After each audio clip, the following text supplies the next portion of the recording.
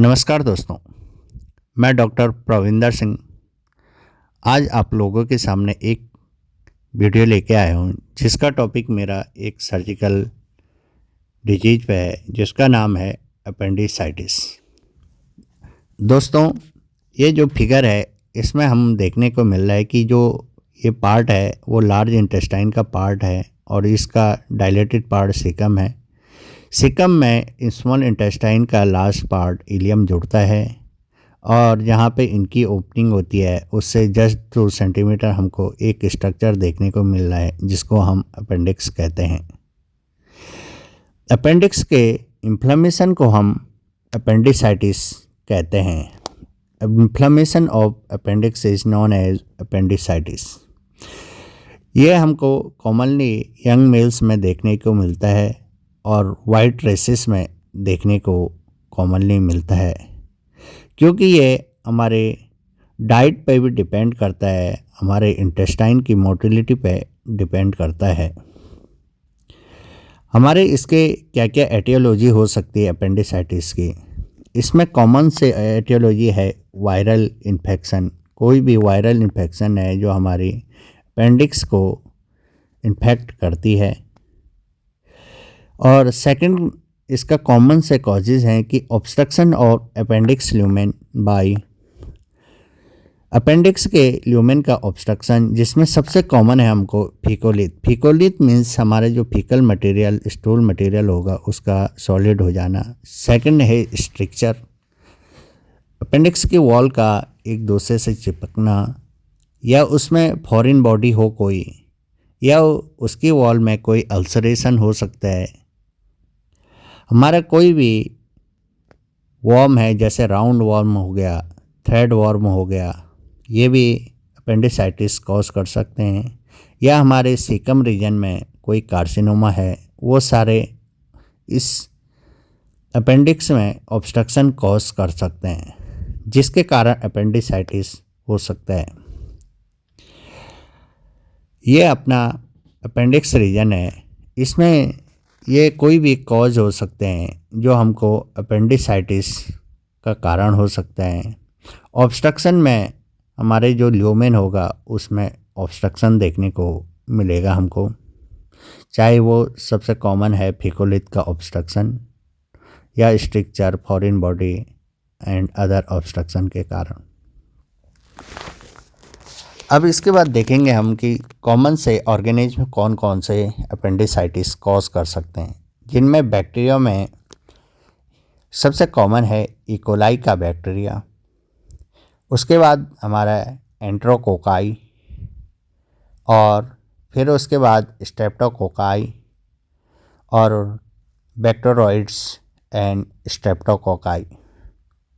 ये कॉमन से ऑर्गेनिज्म हैं जिनके कारण अपेंडिसाइटिस कॉज होता है। एटियोलॉजी देखने के बाद हमको देखने को मिलेगा कि अपेंडिसाइटिस 2 टाइप से हो सकता है, जिसमें पहला है ऑब्स्ट्रक्टिव और सेकंड है नॉन ऑब्स्ट्रक्टिव। ऑब्स्ट्रक्टिव अपेंडिसाइटिस में जो हमारा अपेंडिक्स का ल्यूमेन होगा उसमें कोई ऑब्स्ट्रक्शन होगा जिसके कारण अपेंडिसाइटिस हुआ है। और सेकंड है जिसमें नॉन ऑब्स्ट्रक्टिव अपेंडिसाइटिस है, जिसमें हमको ल्यूमेन नॉर्मली ओपन देखने को मिलेगा। अब हम पैथोलॉजी में पहला देखेंगे कि नॉन ऑब्स्ट्रक्टिव अपेंडिसाइटिस, जो कि कॉमनली वायरल या हमारे ब्लड के इन्फेक्शन के कारण होता है। उसमें क्या पैथोलॉजी होगी, सबसे पहले देखेंगे जो इन्फेक्शन होगा वो हमारी अपेंडिक्स की म्यूकस मेम्ब्रेन को इन्फ्लेम्ड करेगा, जिसमें कि ऑब्स्ट्रक्शन होगा नहीं। ये कुछ समय बाद खुद ही रिजॉल्व हो जाता है, जिससे पेशेंट को लक्षणों में, सिम्टम में कमी दिखती है, और ये कभी कभी फाइब्रोसिस कॉज करता है, जो कि बाद में ऑब्स्ट्रक्शन के रूप में कन्वर्ट भी होता है। ये हमारा कॉमन से हमारी पैथोलॉजी है नॉन ऑब्स्ट्रक्टिव की। सेकंड हम देखेंगे कि जो सेकंड टाइप है ऑब्स्ट्रक्टिव अपेंडिसाइटिस, उसकी क्या पैथोलॉजी होगी।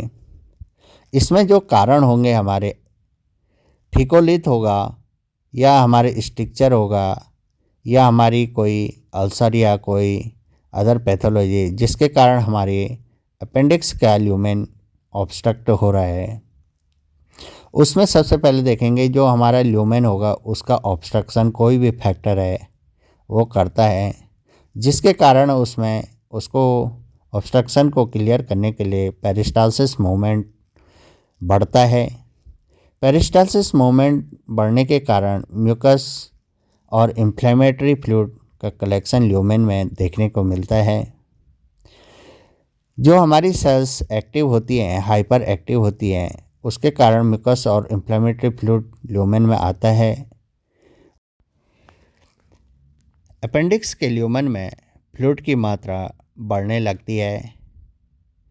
बढ़ा हुआ जो फ्लूइड होता है वो प्रेशर इंक्रीज करता है ल्यूमेन में, जिसके कारण हमारे जो अपेंडिक्स की वॉल है उसमें भी प्रेशर लगता है, जिसके कारण हमारा वीनस सिस्टम और लिम्फेटिक्स जो ड्रेनेज होता है वो ब्लॉक होने लग जाता है। जब हमारा ल्यूमिनल प्रेशर बढ़ाएगा तो उससे वॉल पे प्रेशर बढ़ेगा, जिससे वीनस और लिम्फेटिक प्रेशर इंक्रीज होगा और हमारा ड्रेन ब्लॉकेज होने लगेगा, जिसके कारण हमारा वॉल का एडिमा होगा, वॉल की सूजन होगी वो बढ़ेगी, जो वॉल की ब्लड सप्लाई को हैम्पर करके इस्चीमिया और अल्सरेशन कॉज करेगा। अगर इस्चीमिया और अल्सरेशन होता है उससे बैक्टीरिया का ट्रांसलोकेशन स्टार्ट होता है, बैक्टीरिया का ट्रांसलोकेशन बढ़ता है जो कि हमें अपेंडिसाइटिस कॉज करता है। अपेंडिसाइटिस अगर ट्रीट नहीं हुआ है तो वो आर्टरी का थ्रोम्बोसिस कॉज करता है, जिससे कुछ समय बाद हमको पूरी वॉल में इस्चीमिया देखने को मिलेगा। इस्चीमिया देखने के बाद हमको उस वॉल में गैंग्रीन प्यूट्रिफिकेशन देखने को मिलेगा, जो कि बाद में परफोरेशन मीन्स उसमें ओपनिंग कर देगा। जो परफोरेशन होता है वो बेस और हमारे टिप पे देखने को मिलता है, जिससे कि अपेंडिक्स में कलेक्ट हुआ फ्लूइड हमारी पेरिटोनियल कैविटी में आने लगता है, जो कि पेरिटोनाइटिस कॉज करता है। इसके बाद हम देखते हैं कि अपेंडिसाइटिस के क्या क्या टाइप हो सकते हैं। उसके कॉमनली हमको 4 टाइप्स देखने को मिल सकते हैं, जिनमें हमारा पहला है हमारा एक्यूट नॉन ऑब्स्ट्रक्टिव, जिनमें ऑब्स्ट्रक्शन होगा नहीं। सेकंड है ऑब्स्ट्रक्टिव। थर्ड है हमारा रिकरेंट एंड फोर्थ है हमारा स्टम्प अपेंडिसाइटिस। सबसे पहले है हमारा एक्यूट नॉन ऑब्स्ट्रक्टिव। इसमें हमारे जो ल्यूमेन होगा उसका ऑब्स्ट्रक्शन होगा नहीं और ये एक्यूट कंडीशन होगी, जो कि वायरल इन्फेक्शन या हमारा हीमेटोजेनेसिस बैक्टीरियल इन्फेक्शन के कारण हो सकता है। सेकंड है हमारे पास एक्यूट ऑब्स्ट्रक्टिव, जिनमें हमारा ल्यूमेन अपेंडिक्स का ऑब्स्ट्रक्टिव होगा, जिसके कारण है हमारे कॉमन से फिकोलिथ, स्ट्रिक्चर, वॉर्म या हमारा कोई कार्सिनोमा या हमारा अल्सरेशन या स्ट्रिक्चर, ये कॉमनली एक्यूट ऑब्स्ट्रक्टिव कॉज करेंगे। थर्ड है रिकरेंट। एक्यूट नॉन ऑब्स्ट्रक्टिव के केसेस में कुछ समय बाद रिसोल्यूशन हो जाता है या कुछ टाइम बाद वो फिर से अपेंडिसाइटिस कॉज करता है, जिसको हम रिकरेंट कहते हैं। फोर्थ है हमारा स्टम्प अपेंडिसाइटिस। लेप्रोस्कोपिक सर्जरी के बाद जो अपेंडिक्स का लंबा पार्ट अगर छूट जाता है तो वो बाद में अपेंडिसाइटिस कॉज कर सकता है, जिसको हम स्टम्प अपेंडिसाइटिस कहते हैं, जो कि लेप्रोस्कोपिक सर्जरी के बाद देखने को हमको मिलता है। इसके बाद हम देखते हैं क्लिनिकल फीचर्स हमको क्या क्या देखने को मिलते हैं। सबसे कॉमन है हमको Murphy STRIDE. Murphy STRIDE 3 symptom का एक ग्रुप है जो कि पेन, वॉमिटिंग और टेम्परेचर से मिलकर बना है। अपेंडिसाइटिस के केस में ये है हमारा एब्डोमेन का स्ट्रक्चर, ये अम्बलाइकस और ये anterior Superior iliac spine right side में। पहले हमको जो पेन होता है वो अम्बलाइकस के चारों ओर देखने को मिलता है। उसके बाद हमारा जो पेन होगा वो कुछ समय बाद राइट इलियक फोसा रीजन में देखने को मिलेगा। सेकंड हमारा सिम्टम है वॉमिटिंग। पेशेंट को वॉमिटिंग के शिकायत देखने को मिलेगी और जो इन्फेक्शन है, इन्फेक्शन के कारण हमको टेम्परेचर मीन्स फीवर देखने को मिलेगा। अब इसके बाद हमको अदर फीचर्स में कॉमन से कॉन्स्टिपेशन हमको कॉमनली देखने को मिलता है। सेकंड है डायरिया। अगर वो पोस्ट इलियल पोजीशन में अपेंडिक्स है उसमें डायरिया देखने को मिलेगा। थर्ड है यूरिनरी फ्रीक्वेंसी, यूरिन का बार बार लगना। ये हमको पेल्विक पोजीशन वाले अपेंडिसाइटिस में देखने को मिलता है। उसके बाद है टेंडरनेस ओवर मैकबर्नीस पॉइंट। मैकबर्नीस पॉइंट हमारा अम्बलाइकस से एंटीरियर सुपिरियर इलियक स्पाइन के जो बीच की दूरी होगी उसमें 1/3 हमारे एंटीरियर सुपिरियर इलियक स्पाइन से और 2/3 हमारे अम्बलाइकस से जो डिस्टेंस होती उसमें जो पॉइंट होगा वो हमारा मैकबर्नीस पॉइंट होता है। तो उस पॉइंट पे हमको टेंडरनेस देखने को मिलेगा। इसके बाद है हमारा ब्लमबर्ग साइन। ब्लमबर्ग साइन को हम रिबाउंड टेंडरनेस भी कहते हैं। एब्डोमेन को पाल्पेट करने पे हमको डीप पाल्पेट करना है जिसमें कि हमको छोड़ने पर पेन का महसूस पेशेंट को होता है। तो इस साइन को हम ब्लमबर्ग साइन कहते हैं जो कि अपेंडिसाइटिस की कंडीशन में पॉजिटिव देखने को मिलेगा। अब इसके बाद है हमारा अगला रोवसिंग साइन। रोवसिंग साइन में हम पेशेंट के लेफ़्ट साइड को पाल्पेट करते हैं। लेफ़्ट साइड को पाल्पेट करने पर हमारे जो इंटरनल ऑर्गन होंगे वो राइट साइड में शिफ्ट होते हैं। राइट साइड में शिफ्ट होने के कारण वो अपेंडिक्स को इरिटेट करते हैं जिसके कारण अपेंडिसाइटिस का पेन हमको राइट साइड में फील होते हैं। इसके बाद हम देखेंगे कोप्स-सोहर्स टेस्ट जो कि हमारे रेट्रोसिकल पोजीशन के अपेंडिसाइटिस में पॉजिटिव रहता है। इसमें हमको हिप जॉइंट का हाइपर एक्सटेंशन करने पर राइट इलियक फोसा रीजन में पेन महसूस होता है जो कि हमको रेट्रोसिकल पोजीशन के अपेंडिसाइटिस में देखने को मिलता है। इसके बाद देखते हैं हम ऑब्टूरेटर टेस्ट जो कि पेल्विक पोजीशन वाले अपेंडिसाइटिस में पॉजिटिव रहता है। इसमें हमारा जो हिप जॉइंट होता है राइट साइड का उसको हमको इंटरनल रोटेशन करवाना होता है। अगर इंटरनल रोटेशन करने पे right side iliac fossa region में पेन होता है तो वो अपेंडिसाइटिस को दर्शाता है।